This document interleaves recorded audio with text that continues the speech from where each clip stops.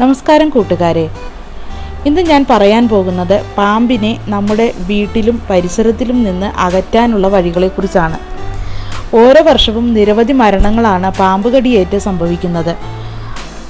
പ്രശസ്ത പാമ്പ് പിടുത്തക്കാരൻ വാവ സുരേഷിന് തിരക്കൊഴിഞ്ഞിട്ടാണെങ്കിൽ നേരവുമില്ല. വാവ സുരേഷ് പാമ്പ് പിടിക്കുന്നത് ജനവാസ കേന്ദ്രങ്ങളിൽ നിന്നാണെന്ന് കൂടി ഓർക്കുമ്പോഴേ പാമ്പ് ഉയർത്തുന്ന ഭീഷണിയുടെ ആഴം മനസ്സിലാകൂ. ചില കാര്യങ്ങൾ ശ്രദ്ധിച്ചാൽ പാമ്പിനെ നമ്മുടെ പരിസരങ്ങളിൽ നിന്ന് തന്നെ അകറ്റി നിർത്താം.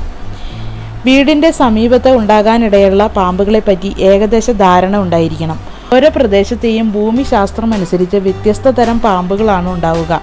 പൂന്തോട്ടത്തിൽ ഉണ്ടായിരിക്കുന്ന പാമ്പുകളായിരിക്കില്ല നിങ്ങളുടെ വീടിൻ്റെ കിടപ്പുമുറിയിൽ കയറുന്നത്. പൂന്തോട്ടത്തിൽ കാണുന്ന പാമ്പുകൾ പൊതുവെ അപകടം കൂടിയ തരത്തിലുള്ളതായിരിക്കും. ചപ്പുചവറുകൾ കൂട്ടിയിടാതെ മുറ്റവും പരിസരവും വൃത്തിയായി സൂക്ഷിച്ചാൽ ഒരു പരിധിവരെ പാമ്പിനെ തടയാം. പാമ്പിന് വസിക്കാനുള്ള സാഹചര്യം വീടിൻ്റെ സമീപത്ത് ഉണ്ടാകാതിരിക്കുകയാണ് പ്രധാനം. കരിയില, മരക്കഷ്ണം, തൊണ്ട്, പൊട്ടിയ പ്ലാസ്റ്റിക് പാത്രങ്ങൾ, വൈക്കോൽ തുടങ്ങി പാമ്പ് കയറിയിരിക്കാൻ കഴിയുന്ന വസ്തുക്കളെല്ലാം തന്നെ നീക്കം ചെയ്യുക. ചില ചെടികൾ പാമ്പിന് പതുങ്ങിയിരിക്കാൻ സൗകര്യം ഒരുക്കുന്നതാണ്. പൊന്തക്കാടുകളും പുല്ലുകളും വീട്ടുമുറ്റത്തും അടുക്കളത്തോട്ടത്തിലും തഴച്ചു വളരാൻ അവസരമൊരുക്കരുത്. യഥാസമയം വെട്ടിയൊതുക്കി വീടും പരിസരവും വൃത്തിയായി സൂക്ഷിക്കണം. വീട്ടുമുറ്റത്തും പരിസരത്തും വെള്ളം കെട്ടി നിൽക്കാൻ അനുവദിക്കരുത്.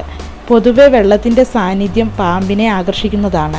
ചില പാമ്പുകൾ വെള്ളത്തിൽ തന്നെ ജീവിക്കുന്നതാണ്. വീടിൻ്റെ മുറ്റത്തോ പൂന്തോട്ടത്തിലോ അടുക്കളത്തോട്ടത്തിലോ വെള്ളം കെട്ടി നിൽക്കാൻ ഒരു കാരണവശാലും അനുവദിക്കരുത്.